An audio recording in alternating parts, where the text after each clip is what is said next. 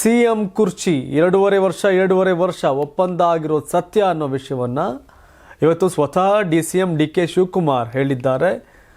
ಈ ಗ್ಯಾಪಲ್ಲೇ ಸದನದಲ್ಲಿ ನಾನೇ 5 ವರ್ಷ ಅಂತ ಸಿದ್ದರಾಮಯ್ಯನವರು ತಡ್ಕೊಂಡು ಕೈನ ಹೇಳಿದ್ದಾರೆ. ನಾನೇ ಅಂತ ಮುನ್ರತ್ನ ಕೆಣಕಿ ಕೇಳಿದ್ರು, ಹಿಂಗೇಳಿ ತೋಳನ್ನು ತಟ್ಟಿ ಹೇಳಿ ಅಂತ ಅವ್ರು ನಾನೇ ಅಂತ ಹೇಳಿದ್ರು. ಎಸ್, ಇದಲ್ಲದೆ ಒಂದಷ್ಟು ಸುದ್ದಿಗಳಿದೆ ಪ್ರೈಮ್ ಟೈಮಲ್ಲಿ. ಎಲ್ಲರಿಗೂ ಕೂಡ ಪ್ರೈಮ್ ಟೈಮ್ ನ್ಯೂಸ್ಗೆ ಸ್ವಾಗತ. ನಾನು ಶಿವಕುಮಾರ್. ನಾನು ಅವರು ಒಪ್ಪಂದಕ್ಕೆ ಬಂದಿದ್ದೇವೆ. ಹೌದು, DCM DK ಶಿವಕುಮಾರ್ ಈ ರೀತಿ ಹೇಳಿಕೆಯನ್ನು ಕೊಟ್ಟಿದ್ದಾರೆ. CM ಜೊತೆಗಿನ ಒಪ್ಪಂದದ ಬಗ್ಗೆ ಪುನರುಚ್ಚಾರ ಮಾಡಿದ್ದಾರೆ. ಗೋಕರ್ಣದಲ್ಲಿ ಮಾಧ್ಯಮಗಳ ಎದುರು DK ಶಿವಕುಮಾರ್ ಮಾತನಾಡಿದ್ರು. ಆ ವೇಳೆ ನಾನು ಯಾವತ್ತೂ ಅವರು 5 ವರ್ಷ ಇರಲ್ಲ ಅಂತ ಹೇಳಿಲ್ಲ. ಹೈಕಮಾಂಡ್ ಪರವಾಗಿ ಇರೋದಕ್ಕೆ CM ಆಗಿದ್ದಾರೆ. ಪಕ್ಷ ನಿರ್ಧಾರ ಮಾಡಿದ ಪ್ರಕಾರ ಅವರು ಇದ್ದಾರೆ. ನಾನು ಅವರು ಒಂದು ಒಪ್ಪಂದಕ್ಕೆ ಬಂದಿದ್ದೇವೆ. ಹೈಕಮಾಂಡ್ ಒಂದು ಒಪ್ಪಂದಕ್ಕೆ ತಂದಿದೆ. ಆ ಪ್ರಕಾರವೇ ಇಬ್ಬರು ಮಾತನಾಡಿದ್ದೇವೆ. ಅನೇಕ ಬಾರಿ ಹೇಳಿದ್ದೇನೆ, ಅದೇ ಪ್ರಕಾರ ನಡೆದುಕೊಂಡೇ ಹೋಗುತ್ತೇವೆ. CM ದೊಡ್ಡವರಿದ್ದಾರೆ. ಸಿದ್ದರಾಮಯ್ಯ ಹೇಳಿದ ಮೇಲೆ ಇಲ್ಲ ಎನ್ನುವರು ಯಾರು? CM ಮಾತು ಕೊಟ್ಟಂತೆ ನಡೆಯುತ್ತಾರೆ ಅಂತ ಹೇಳಿದರು. ಕೊಟ್ಟ ಮಾತಿನಂತೆ ನಡೀತಾರೆ ಅಂತ. ಇನ್ನು ಹೈಕಮಾಂಡ್ ಹೇಳೋವರೆಗೆ ನಾನೇ CM ಹೀಗಂತ ಇಂದು ಕೂಡ ವಿಧಾನಸಭೆ ಅಧಿವೇಶನದಲ್ಲಿ CM ಸಿದ್ದರಾಮಯ್ಯ ಗರ್ಜಿಸಿದ್ದಾರೆ. ವಿಪಕ್ಷಗಳು ಸೇರಿದಂತೆ ಬದಲಾವಣೆ ಬಯಸುವವರಿಗೆ ಟಾಂಗ್ ಅನ್ನು ಕೊಟ್ಟಿದ್ದಾರೆ. ಅಷ್ಟೇ ಅಲ್ಲ, ಹೈಕಮಾಂಡ್ ಯಾರ ಪರವಾಗಿದೆ ಅನ್ನೋ ಗುಟ್ಟನ್ನು ಬಯಲು ಮಾಡಿದ್ದಾರೆ. ಹೈಕಮಾಂಡ್ ನನ್ನ ಪರವಾಗಿಯೇ ಇರೋದು ಅಂತ ಬಹಿರಂಗ ಹೇಳಿಕೆಯನ್ನು CM ಕೊಟ್ಟಿದ್ದಾರೆ. ನಮಗೆ ಯಾರು ಕೂಡ ನಿರ್ದೇಶನ ಕೊಡೋದಿಲ್ಲ, ಆದರೆ BJPಗೆ ನಿರ್ದೇಶನ ಕೊಡುವವರು ಇದ್ದಾರೆ. ನಾವು ನನ್ನ ಮನಸ್ಸಿನಂತೆ ನಡೆಯುತ್ತೇವೆ ಹೀಗಂತ ಕುರ್ಚಿ ಗೊಂದಲಕ್ಕೆ ಸಿದ್ದರಾಮಯ್ಯ ತೆರೆಯನ್ನು ಎಳೆದಿದ್ದಾರೆ. ಜೊತೆಗೆ ನಾನು ಈಗಾಗಲೇ 5 ವರ್ಷ ಪೂರೈಸಿದ್ದೇನೆ, ಮತ್ತೆ 2ನೇ ಬಾರಿ ಮುಖ್ಯಮಂತ್ರಿ ಆಗಿದ್ದೀನಿ. ಈಗ ನಾನೇ ಮುಖ್ಯಮಂತ್ರಿ, ಹೈಕಮಾಂಡ್ ತೀರ್ಮಾನದಂತೆ ನಡೆದುಕೊಳ್ತೇನೆ. ನಾವು ಹೈಕಮಾಂಡ್ ಪಾರ್ಟಿ ಅಂತ ವಿಪಕ್ಷಗಳ ಎದುರು ಸಿದ್ದರಾಮಯ್ಯ ಗುಟುರು ಹಾಕಿದ್ರು. ಗುಟ್ರು ಹಾಕ್ತಾರೆ, ಟಗರಲ್ಲ, ಟಗರು ಒಂದು ರೌಂಡ್ ಇರಲಿ ಅಂತ ಗುಟ್ರು ಆಗ್ತಾ ಇದೆ. ಬಟ್ 5 ವರ್ಷ ಹಿಂದೆ ಇದ್ದೆ, ಈಗ ಮತ್ತೆ ನಾನು ಆಗಿದ್ದೀನಿ, 2.5 ವರ್ಷ ಆಗಿದೆ ಅಂತ ಹೈಕಮಾಂಡ್ ಪಾರ್ಟಿ ಅಂತಾರೆ. ನೋಡ್ಬೇಕು ಹೈಕಮಾಂಡ್ ಏನು ಮಾಡುತ್ತೆ ಅಂತ. ಹೈಕಮಾಂಡ್ ಇದೆಯಾ ಅನ್ನೋ ಪ್ರಶ್ನೆ ಸಹಜವಾಗಿ ಕಾಡುತ್ತೆ. ಇದ್ರೆ ಏನಾರ ಮಾಡುತ್ತೆ. ದೇವಿ ಸನ್ನಿಧಿಯಲ್ಲಿ DK ಸತ್ಯದ ದರ್ಶನ. ಇನ್ನು DK ಶಿವಕುಮಾರ್ ತಮ್ಮ ಟೆಂಪಲ್ ರನ್ ಮುಂದುವರಿಸಿದ್ದಾರೆ. ಈ ಬಾರಿ ಉತ್ತರ ಕನ್ನಡ ಜಿಲ್ಲೆಯ ಪುರಾಣ ಪ್ರಸಿದ್ಧ ಶಕ್ತಿ ದೇವರುಗಳ ದರ್ಶನ ಮಾಡಿದ್ದಾರೆ. ಮೊದಲು ಉತ್ತರ ಕನ್ನಡ ಜಿಲ್ಲೆಯ ಮಹಾಬಲೇಶ್ವರ ದೇವಸ್ಥಾನಕ್ಕೆ ಭೇಟಿ ಕೊಟ್ಟಿದ್ದು ಆತ್ಮಲಿಂಗಕ್ಕೆ ಜಲಾಭಿಷೇಕ ಮತ್ತು ಬಿಲ್ವಪತ್ರೆ ಪೂಜೆ ನೆರವೇರಿಸಿದರು. ಜೊತೆಗೆ ಗಣೇಶನಿಗೂ ತಮ್ಮ ಕೈಯಾರೆ ಆರತಿ ಬೆಳಗಿ ಪ್ರಾರ್ಥನೆ ಸಲ್ಲಿಸಿದರು. ಬಳಿಕ ಅಂಕೋಲಾದ ಅಂದ್ಲೆ ಜಗದೀಶ್ವರಿ ದೇವಸ್ಥಾನಕ್ಕೂ ತೆರಳಿದ್ರು. ಗರ್ಭಗುಡಿಯೊಳಗೆ DK ಶಿವಕುಮಾರ್ ಹೋದ ತಕ್ಷಣ ಬಾಗಿಲು ಹಾಕಲಾಗಿದ್ದು ವಿಶೇಷ ಪೂಜೆ ಸಲ್ಲಿಸಿದ್ದಾರೆ. ಪೂಜೆ ಸಲ್ಲಿಸಿ ಹೊರಬಂದ ಬಳಿಕ DK ಶಿವಕುಮಾರ್ ಏನಾದರೂ ಭವಿಷ್ಯ ನುಡಿಯಲಾಗಿದ್ಯಾ ಅನ್ನೋ ಮಾಧ್ಯಮಗಳ ಪ್ರಶ್ನೆಗೆ ಕೇವಲ ಸ್ಮೈಲ್ ಮಾಡಿದರು. ಬಳಿಕ ಭಗವಂತ ಭಕ್ತರ ನಡುವಿನ ಸಂಬಂಧ ಅಂತ ಪುನರುಚ್ಚರಿಸಿದರು. 5 ವರ್ಷದ ಹಿಂದೆ ಕುಟುಂಬದ ಕೆಲಸವೊಂದರ ಬಗ್ಗೆ ಬೇಡಿಕೊಂಡಿದ್ದೆ, ಅದು ನೆರವೇರಿದೆ, ಹೀಗಾಗಿ ಬಂದಿದ್ದೇನೆ. ಭಾಳ ಹಸನ್ಮುಖನಾಗಿ ನಿರ್ಗಮಿಸ್ತಿದ್ದೇನೆ ಅಂತ ಹೇಳಿದರು. ಕುರ್ಚಿ ಕಾಳಗದ ನಡುವೆ DKಶಿ ಶಕ್ತಿ ದೇವತೆ ಮೊರೆ ಹೋಗಿರೋದು ಕುತೂಹಲಕ್ಕೆ ಕಾರಣವಾಗಿದೆ. ಕುರ್ಚಿ ಸಿಕ್ಕದ ಮೇಲೆ ಅದಕ್ಕೊಂದು ಅರ್ಥ ಸಿಗುತ್ತೆ. CM ಹೇಳಿದ ಮೇಲೆ ಎಲ್ಲವೂ ಮುಗಿತು. ಎಸ್, ಹೈಕಮಾಂಡ್ ನನ್ನ ಪರವಾಗಿದೆ ಅನ್ನೋ CM ಹೇಳಿಕೆಗೆ ಹಿರಿಯ ಶಾಸಕ ಅಜಯ್ ಸಿಂಗ್ ದನಿಗೂಡಿಸಿದ್ದಾರೆ. ಸದನದಲ್ಲಿ ಅವರು ಸ್ಪಷ್ಟವಾಗಿ ಹೇಳಿದ್ದಾರೆ, ಕಾಂಗ್ರೆಸ್ ಪಕ್ಷದಲ್ಲಿ ಹೈಕಮಾಂಡ್ ಇದೆ. ಹೈಕಮಾಂಡ್ ಅವರ ಪರವಾಗಿದ್ದಕ್ಕೆ ಸಿದ್ದರಾಮಯ್ಯನವರು ಈ ರಾಜ್ಯದ ಮುಖ್ಯಮಂತ್ರಿಯಾಗಿದ್ದಾರೆ ಅಂತ ಕ್ಲಾರಿಟಿ ಕೊಟ್ಟರು. ಒಪ್ಪಂದದ ಬಗ್ಗೆ ಹೇಳಿದ್ದು ಅಶೋಕ್ ಸುನಿಲ್ ಕುಮಾರ್, ಇದು ನಮ್ಮ ಪಕ್ಷದ ಆಂತರಿಕ ವಿಷಯ. ವಿರೋಧ ಪಕ್ಷದವರು ಯಾಕೆ ಮಾತನಾಡಬೇಕು ಅಂತ ಅಜಯ್ ಸಿಂಗ್ ಪ್ರಶ್ನೆ ಮಾಡಿದ್ರು. ಇನ್ನು ಸತೀಶ್ ಜಾರಕಿಹೊಳಿ ಪ್ರತಿಕ್ರಿಯೆ ಕೊಡ್ತಾರೆ. ಇಷ್ಟು ದಿನ ಊಹಾಪೋಹಗಳಿದ್ದು ಈಗ CM ಹೇಳಿದ ಮೇಲೆ ಎಲ್ಲದಕ್ಕೂ ತೆರೆ ಎಳೆಯಬೇಕಾಗಿದೆ. ಇಲ್ಲಿಗೆ ಇದನ್ನೆಲ್ಲ ಕ್ಲೋಸ್ ಮಾಡೋದು ಉತ್ತಮ. ನಮಗೆ ಈ ಬಗ್ಗೆ ಮಾತನಾಡುವ ಯಾವುದೇ ಹಕ್ಕಿಲ್ಲ ಅಂತ ಹೇಳಿದರು. ಸಚಿವ ಲಕ್ಷ್ಮೀ ಹೆಬ್ಬಾಳ್ಕರ್ ಕೂಡ ಈ ಬಗ್ಗೆ ಪ್ರತಿಕ್ರಿಯೆಯನ್ನು ಕೊಟ್ಟರು. ಸಿದ್ದರಾಮಯ್ಯನವರು ಹೇಳಿದ ಮೇಲೆ ಅದಕ್ಕೆ ಉತ್ತರಿಸುವುದಕ್ಕಾಗಿ ಬೇರೆ ಮಾತನಾಡುವುದಕ್ಕೆ ಸಾಧ್ಯನಾ? ಮುಖ್ಯಮಂತ್ರಿ ಹೇಳಿದ ಮೇಲೆ ಅದೇ ಫೈನಲ್ ಅಂತ ತಿಳಿದುಕೊಳ್ಳಬೇಕು ಅಂತ ಹೇಳಿದರು. ಅಜಯ್ ಸಿಂಗ್ ನೆಕ್ಸ್ಟ್ ಮಂತ್ರಿ ಆಗ್ತಾರೆ ಹೊಸ CM ಅಂದಮೇಲೆ. ರೀಶಫಲ್ ಆದರೆ ಆಗುತ್ತೆ. ಇನ್ನು ಸತೀಶ್ ಜಾರಕಿಹೊಳಿ ಹೈಕಮಾಂಡ್ ಅವರ ಹೇಳ್ಬಿಟ್ಟವ್ರು ಇನ್ನು ಬಿಡಿ ಅಂತ. ಲಕ್ಷ್ಮೀ ಹೆಬ್ಬಾಳ್ಕರ್ ಕೂಡ ಅದೇ ಅಂತ ಹೇಳ್ತಾ ಇದ್ದಾರೆ.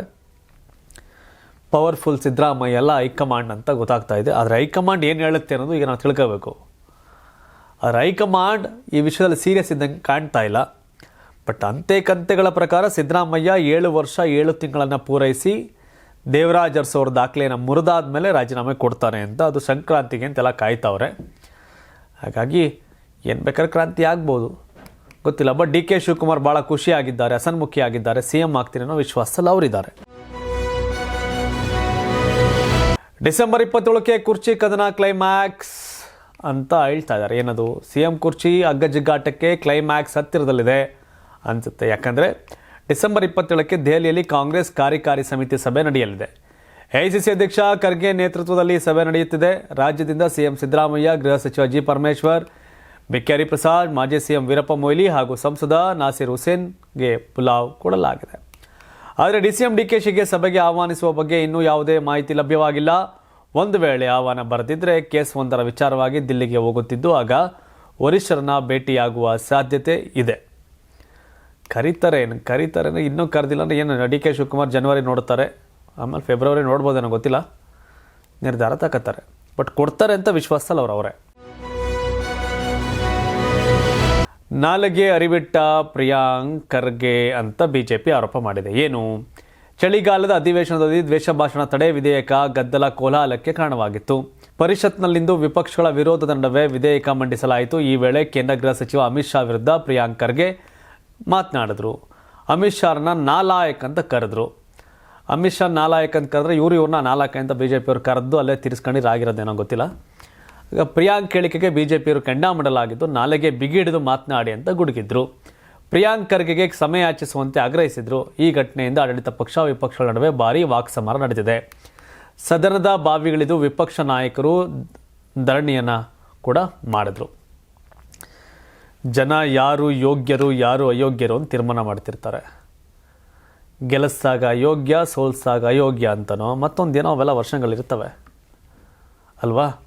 ಸತತವಾಗಿ ಗೆದ್ದು ಬಂದವ್ರನ್ನ ಜನ ಯಾಕೆ ಸೋಲಿಸ್ತಾರೆ? ಒಂದ್ಸರಿ ಫಸ್ಟ್ ಟೈಮೇ ಕೆಲವ್ರನ್ನ ಡುಮ್ಕಿ ಓಡಿಸ್ತಾರೆ ಅಲ್ವಾ, ನಡೀತಾ ಇರ್ತವೆ. ಅಮಿತ್ ಶಾ ನಾಲಾಯಕು, ಅಸಮರ್ಥ ಅಂತ ಪ್ರಿಯಾಂಕ್ ಖರ್ಗೆ ಅವರ ಅಪ್ಪ ಮಲ್ಲಿಕಾರ್ಜುನ್ ಖರ್ಗೆ ಮಾತನಾಡ್ತಾರೆ. ಅದಕ್ಕೊಂದು ತೂಕ ಇರ್ತದೆ. ಇಲ್ಲಿ ಸದನದಲ್ಲಿ ನಿಂತ್ಕೊಂಡು ಮಾತಾಡ್ಕೊಂಡು ಇವ್ರ ಕೆಸರು ಹಚ್ಕೊಂಡು ಸೂಪರ್ ಸ್ಟಾರ್ಗಳಾಗಕ್ಕೆ ಹೋಗ್ತಾರೆ ಕೆಲವರು. ಏನೂ ಮಾಡೋಕ್ಕಾಗಲ್ಲ. ಆಗಿದ್ದು ಗಲಾಟೆಯಲ್ಲ, ಬರೀ ಹರಟೆ. ಕಾಂಗ್ರೆಸ್ ಪಕ್ಷದ ಪವರ್ಫುಲ್ ನಾಯಕಿ ಹಾಗೂ ವಯನಾಡು ಸಂಸದೆ ಪ್ರಿಯಾಂಕಾ ಗಾಂಧಿ ವಾದ್ರಾ ನಿನ್ನೆಯಷ್ಟೇ ಕೇಂದ್ರ ಸಚಿವ ನಿತಿನ್ ಗಡ್ಕರಿ ಮನೆಗೆ ಭೇಟಿ ನೀಡಿದರು. ಗಡ್ಕರಿ ಅವರ ಕೈಯಾರೆ ಮಾಡಿದ ಅಡಿಗೆಯನ್ನು ಸವಿದ್ರು. ಇಂದು ಪ್ರಧಾನಿ ನರೇಂದ್ರ ಮೋದಿ ಜೊತೆ ಚಾಯ್ ಪೇ ಚರ್ಚೆ ನಡೆಸಿದ್ದಾರೆ. ಚಳಿಗಾಲದ ಅಧಿವೇಶನಕ್ಕೆ ಅಧಿಕೃತ ತೆರೆ ಬೀಳುತ್ತಿದ್ದಂತೆ ಲೋಕಸಭಾ ಸ್ಪೀಕರ್ ಓಂ ಬಿರ್ಲಾ ಅವರು ಸಂಸತ್ ಭವನದಲ್ಲಿರುವ ತಮ್ಮ ಕಚೇರಿಯಲ್ಲಿ ಟೀ ನೆಪದಲ್ಲಿ ಸಭೆ ಮಾಡುತ್ತಿದ್ದರು. ಪ್ರಧಾನಿ ಮೋದಿ, ರಾಜನಾಥ್ ಸಿಂಗ್ ಸೇರಿದಂತೆ ಹಲವು BJP ನಾಯಕರು ಒಟ್ಟಿಗೆ ಟೀ ಕುಡಿಯುತ್ತಿದ್ದರು. ಈ ವೇಳೆ ಆಗಮಿಸಿದ ಪ್ರಿಯಾಂಕಾ ಗಾಂಧಿ ಎಲ್ಲರೊಟ್ಟಿಗೆ ಮಾತನಾಡುತ್ತಾ ಸಮಯ ಕಳೆದಿದ್ದಾರೆ. ಮೋದಿ ಮತ್ತು ಪ್ರಿಯಾಂಕಾ ನಡುವೆ ವಯನಾಡು ಕುರಿತು ಆತ್ಮೀಯ ಸಂಭಾಷಣೆ ನಡೆದಿದೆ ಅಂತ ಹೇಳಲಾಗಿದೆ. MP ಅಂದಮೇಲೆ MPಗಳ ಸಭೆಯಲ್ಲಿ ಬರಲೇಬೇಕು, ಸೇರಲೇಬೇಕು, ಆಗುತ್ತೆ. ದೊಡ್ಡ ವಿಷಯ ಏನಿಲ್ಲ. ಬೈರತಿ ಬಸವರಾಜ್ಗೆ ಬಂಧನದ ಭೀತಿ. ರೌಡಿ ಬಿಕ್ಲು ಶಿವ ಕೊಲೆ ಕೇಸ್ನಲ್ಲಿ KR Puram BJP MLA Byrathi ಬಸವರಾಜ್ಗೆ ಬಂಧನದ ಭೀತಿ ಶುರುವಾಗಿದೆ. ಬೈರತಿ ಬಸವರಾಜ್ ಬಂಧನದಿಂದ ರಕ್ಷಣೆ ನೀಡಲು ಹೈಕೋರ್ಟ್ ನಿರಾಕರಿಸಿದೆ. ಹೈಕೋರ್ಟ್ಗೆ ನಿರೀಕ್ಷಣಾ ಜಾಮೀನು ನೀಡುವಂತೆ ಬೈರತಿ ಬಸವರಾಜ್ ಅರ್ಜಿ ಸಲ್ಲಿಸಿದ್ರು. ನ್ಯಾಯಮೂರ್ತಿ ಸುನಿಲ್ ದತ್ ಯಾದವ್ ಅವರಿದ್ದ ಹೈಕೋರ್ಟ್ ಪೀಠದಲ್ಲಿ ವಿಚಾರಣೆ ನಡೆಸಲಾಗಿದೆ ಮತ್ತು ವಿಚಾರಣೆ ನ್ಯಾಯಾಲಯದಲ್ಲಿ ಸೂಕ್ತ ಅರ್ಜಿ ಸಲ್ಲಿಸುವಂತೆ ಜಡ್ಜ್ ಸೂಚಿಸಿದ್ದಾರೆ. 2025 ಜುಲೈ 15ರಂದು ಬೆಂಗಳೂರಿನ ಹಲಸೂರು ಕೆರೆ ಸಮೀಪ ಬಿಕ್ಲು ಶಿವ ಕೊಲೆಯಾಗಿತ್ತು. ರಾತ್ರಿ ಸುಮಾರು 8 ಗಂಟೆ ವೇಳೆಗೆ ಕಾರ್ನಲ್ಲಿ ಬಂದ ದುಷ್ಕರ್ಮಿಗಳು ಗುಂಪು ಮಾರಕಾಸ್ತ್ರಗಳಿಂದ ಕೊಚ್ಚಿ ಕೊಲೆಗೈದಿತ್ತು. ಪ್ರಕರಣ ಸಂಬಂಧ ಭಾರತೀನಗರ ಪೊಲೀಸ್ ಠಾಣೆಯಲ್ಲಿ ಕೇಸ್ ದಾಖಲಾಗಿತ್ತು. ಬಿಕ್ಲು ಶಿವ ಮರ್ಡರ್ ಕೇಸ್ನಲ್ಲಿ ಬೈರತಿ ಬಸವರಾಜ್ ಪಾತ್ರ ಇದೆ ಎಂಬ ಆರೋಪ ಇತ್ತು. ಹೀಗಾಗಿ ಪ್ರಕರಣದಲ್ಲಿ 5ನೇ ಆರೋಪಿಯನ್ನಾಗಿ ಮಾಡಲಾಗಿದೆ. ಈವರೆಗೆ 12 ಆರೋಪಿಗಳನ್ನು ಪೊಲೀಸರು ಬಂಧಿಸಿದ್ದಾರೆ. ದಾಖಲೆಗಳಿದ್ರೆ ಅವರು ಪ್ರೂವ್ ಮಾಡ್ಕೊಂಡು ಅದೇನಿದೆ ಆಗುತ್ತೆ. ಏನೂ ಇಲ್ಲ ಅಂದರೆ ಅವ್ರು ಬೇಲಾಗುತ್ತೆ. ನಡೀತಾ ಇರ್ತೀವಲ್ಲ, ಕಾಮನ್ ಆಗ್ಬಿಟ್ಟೈತಿ. ಈಗ ಕಾಂಗ್ರೆಸ್ಸಿಗ ಮಾಜಿ ಸಚಿವ ಕಾಂಗ್ರೆಸ್ MLA ಬಿ ನಾಗೇಂದ್ರ ಆಸ್ತಿ ಮುಟ್ಟುಗೋಲು. ಅಕ್ರಮ ಹಣ ವರ್ಗಾವಣೆ ಪ್ರಕರಣದಲ್ಲಿ ಮಾಜಿ ಸಚಿವ ಬಿ ನಾಗೇಂದ್ರ ಅವರ 8.7 ಕೋಟಿ ರು ಮೌಲ್ಯದ ಆಸ್ತಿಯನ್ನು ED ಮುಟ್ಟುಗೋಲು ಹಾಕ್ಕೊಂಡಿದೆ. 4 ವಸತಿ ಮತ್ತು ವಾಣಿಜ್ಯ ಆಸ್ತಿ, 1 ಕಟ್ಟಡ ಕೂಡ ಇದರಲ್ಲಿ ಸೇರಿದೆ. ಅಕ್ರಮ ಹಣ ವರ್ಗಾವಣೆ ತಡೆ ಕಾಯ್ದೆಯ ಸೆಕ್ಷನ್ಗಳಡಿ ಈ ಕ್ರಮ ಕೈಗೊಳ್ಳಲಾಗಿದೆ ಅಂತ ಜಾರಿ ನಿರ್ದೇಶನಾಲಯ ತಿಳಿಸಿದೆ. ಕರ್ನಾಟಕ ಮಹರ್ಷಿ ವಾಲ್ಮೀಕಿ ಎಸ್ಟಿ ಅಭಿವೃದ್ಧಿ ನಿಗಮದ ಖಾತೆಗಳಿಂದ ಕೋಟ್ಯಾಂತರ ರೂಪಾಯಿಗಳನ್ನು ನಕಲಿ ಖಾತೆಗಳಿಗೆ ವರ್ಗಾವಣೆ ಮಾಡಲಾಗಿತ್ತು. ನಂತರ ಶೆಲ್ ಘಟಕಗಳ ಮೂಲಕ ಅಕ್ರಮವಾಗಿ ವರ್ಗಾಯಿಸಲಾಗಿತ್ತು ಎಂಬ ಆರೋಪ ಕೇಳಿಬಂದಿತ್ತು. ಈ ಸಂಬಂಧ ಕರ್ನಾಟಕ ಪೊಲೀಸರು ಮತ್ತು ಸಿಬಿಐ ಎಫ್ಐಆರ್ ದಾಖಲಿಸಿದ್ವು. ಅವುಗಳ ತನಿಖೆ ವೇಳೆ ಹಣ ಅಕ್ರಮ ವರ್ಗಾವಣೆ ಪ್ರಕರಣ ಬಹಿರಂಗವಾಗಿತ್ತು. ವಾಲ್ಮೀಕಿ ಸಮುದಾಯ ಉದ್ಧಾರ ಮಾಡಿ ಅಂತ ಕೊಟ್ಟಂಥ ಹಣವನ್ನು ತಿಂದು ತೇಗಿ ಚುನಾವಣೆ ಮಾಡಿ ದರಿದ್ರ ಮನಸ್ಥಿತಿಗಳು. ಸಮುದಾಯ ಉದ್ಧಾರ ಮಾಡ್ರಪ್ಪ, ಜನ ಉದ್ಧಾರ ಮಾಡ್ರಪ್ಪ ಅಂತ ಅಂದರೆ ಇವರು ಹೆಲಿಕಾಪ್ಟರ್ ಶೋಕಿಗಳು, ಮನೆ ಬಂಗ್ಲೆ ಸಾವಿರಾರು ಕೋಟಿ ಮಾಡ್ಕೊಳ್ಳೋ ಇದರಲ್ಲಿ ಆ ಜನಕ್ಕೆ ಮೋಸ ಮಾಡ್ತಾವ್ರೆ. ದುರಂತ. ಎಸ್ ಟಿ ಸಮುದಾಯದ ಅಭಿವೃದ್ಧಿಗೆ ಮೀಸಲಿಟ್ಟ ಹಣವನ್ನು ಎಸ್ ಟಿ ಸಮುದಾಯದ ನಾಯಕರೇ ಲೂಟಿ ಹೊಡೆದ್ರೆ ಹೆಂಗೆ ಅಂತ ಪ್ರಶ್ನೆ ಆ ಸಮುದಾಯದಲ್ಲಿದೆ. ಕೋರ್ಟಲ್ಲಿ ನಿರ್ಧಾರ ಆಗುತ್ತೆ. ಬಾಂಗ್ಲಾದಲ್ಲಿ ಹಿಂದೂ ಯುವಕನ ಕ್ರೂರ ಹತ್ಯೆ. ಬಾಂಗ್ಲಾದೇಶದಲ್ಲಿ ಮತ್ತೆ ಹಿಂಸಾಚಾರ ಭುಗಿಲೆದ್ದಿದೆ. ಹಿಂಸಾಚಾರ ಮತ್ತು ಪ್ರತಿಭಟನೆಗಳ ಮಧ್ಯೆ ಮೂಲಭೂತವಾದದ ಭಯಾನಕ ಮುಖ ಮತ್ತೊಂದು ಮುನ್ನೆಲೆಗೆ ಬಂದಿದೆ. ಮೈಮೆನ್ಸಿಂಗ್ ಜಿಲ್ಲೆಯಲ್ಲಿ ಧರ್ಮ ನಿಂದನೆ ಆರೋಪದ ಮೇಲೆ ಹಿಂದೂ ಯುವಕನನ್ನು ಕ್ರೂರವಾಗಿ ಕೊಲ್ಲಲಾಗಿದೆ. ಥಳಿಸಿ ಕೊಂದಿದ್ದಲ್ಲದೆ ಮೃತದೇಹವನ್ನು ಮರಕ್ಕೆ ಕಟ್ಟಿ ಹಾಕಿ ಬೆಂಕಿ ಹಚ್ಚಿದ್ದಾರೆ. ಮೃತ ವ್ಯಕ್ತಿಯನ್ನು ದೀಪು ಚಂದ್ರ ದಾಸ್ ಅಂತ ಗುರುತಿಸಲಾಗಿದೆ. ಈತ ಬಲುಕಾ ಉಪಜಿಲ್ಲೆಯ ದುಬಾಲಿಯಾ ಪಾರಾ ಪ್ರದೇಶದಲ್ಲಿ ಜವಳಿ ಕಾರ್ಖಾನೆಯಲ್ಲಿ ಕೆಲಸ ಮಾಡುತ್ತಿದ್ದರಂತೆ. ಭೀಕರ ಘಟನೆಯಲ್ಲಿ ಗುಂಪೊಂದು ದೀಪು ಚಂದ್ರ ಅವರನ್ನ ಮರಕ್ಕೆ ಕಟ್ಟಿ ಥಳಿಸಿ ಕೊಂದಿದ್ದಾರೆ. ವಿಪಕ್ಷ ನಾಯಕ ಶರೀಫ್ ಉಸ್ಮಾನ್ ಕೊಲೆ ಬಳಿಕ ಬಾಂಗ್ಲಾದಾದ್ಯಂತ ಹಿಂಸಾಚಾರ ಮತ್ತು ಪ್ರತಿಭಟನೆಗಳು ನಡೆಯುತ್ತವೆ. ಇನ್ನು ಉಸ್ಮಾನ್ ಮೃತದೇಹ ಢಾಕಾ ತಲುಪಿರೋದಾಗಿ ವರದಿಗಳು ಬಂದಿವೆ. ಬಾಂಗ್ಲಾವನ್ನು ಭಗವಂತನೇ ಕಾಪಾಡಬೇಕು. ಪ್ರತ್ಯೇಕ ರಾಷ್ಟ್ರ ಮಾಡಿಕೊಟ್ಟವ್ರನ್ನ ಅನುಕೂಲ ಮಾಡಿಕೊಟ್ಟಿದ್ರು ಭಾರತದವರು. ಬಾಂಗ್ಲಾ ವಿಮೋಚನೆಗೆ ಭಾರತ ಭಾಳ ಶ್ರಮಿಸಿತ್ತು. ಆ ಬಾಂಗ್ಲಾ ಈಗ ದಗದಗ 2024ರಿಂದ ಶೇಖ್ ಹಸೀನಾನ ದೇಶ ಬಿಟ್ಟು ಓಡಿ ಬರೋ ಥರ ಮಾಡಿದ್ರು ಮೂಲಭೂತವಾದಿಗಳು. ನಮ್ಮ ಕರ್ನಾಟಕಕ್ಕಿಂತ ಚಿಕ್ಕ ಭೂಪ್ರದೇಶ, ಬಟ್ 17 ಕೋಟಿ ಜನ ಇದ್ದಾರೆ. ಇನ್ನೊಂದಷ್ಟು ಕೋಟಿ ಜನ ಬೆಂಗಳೂರಿಗೆ, ವೆಸ್ಟ್ ಬೆಂಗಾಲ್ಗೆ, ಬಿಹಾರ್ಗೆ, ಒಡಿಶಾಗೆ ಬಂದು ಸೇರ್ಕೊಂಡು ಹಾವಳಿ ಇಡ್ತಾವ್ರೆ. ಆ 7 ನಮ್ಮ ಈಶಾನ್ಯ ರಾಜ್ಯಗಳನ್ನ ವಶಪಡಿಸ್ಕೋತಾರಂಥವ್ರು. ಈ ದುರಾಂಕಾರದ ಮಾತುಗಳು ಬೇರೆ. ನೋಡ್ಬೇಕು ಏನೇನಾಗುತ್ತೆ ಬಾಂಗ್ಲಾ ಜೊತೆ ಸಂಘರ್ಷ ನಮ್ಮದು ಅಂತ. ತಮ್ಮ ಅಭಿಪ್ರಾಯನ ಈ ಬಗ್ಗೆ ಕಾಮೆಂಟ್ ಮಾಡಿ. ಧನ್ಯವಾದ. ಇದು ಕರ್ನಾಟಕ ಟಿವಿ, ಕನ್ನಡಿಗರ ಧ್ವನಿ. ಯಾರಾಗ್ತಾರೆ ಎಂಎಲ್ಎ ಅಭ್ಯರ್ಥಿ 2028 ಶೀಘ್ರದಲ್ಲೇ. ಪ್ರತಿದಿನ ಒಂದೊಂದು ಕ್ಷೇತ್ರದ ಟಿಕೆಟ್ ಆಕಾಂಕ್ಷಿಗಳ ಸಂಪೂರ್ಣ ಮಾಹಿತಿ ಪೊಲಿಟಿಕಲ್ ಜರ್ನಲಿಸ್ಟ್ KM ಶಿವಕುಮಾರ್ ಅವರಿಂದ. ಕರ್ನಾಟಕದ ನಂಬರ್ 1 ಡಿಜಿಟಲ್ ಮೀಡಿಯಾ ನಿಮ್ಮ ನೆಚ್ಚಿನ ಕರ್ನಾಟಕ ಟಿವಿಯಲ್ಲಿ ಮಾತ್ರ.